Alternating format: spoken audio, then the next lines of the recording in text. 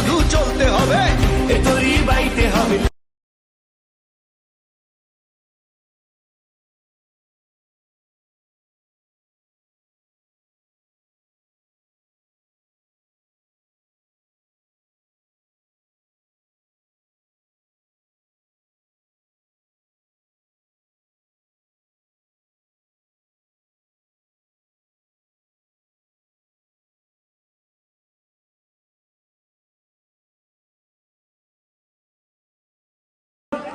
আমাদের পাশে থাকার জন্য।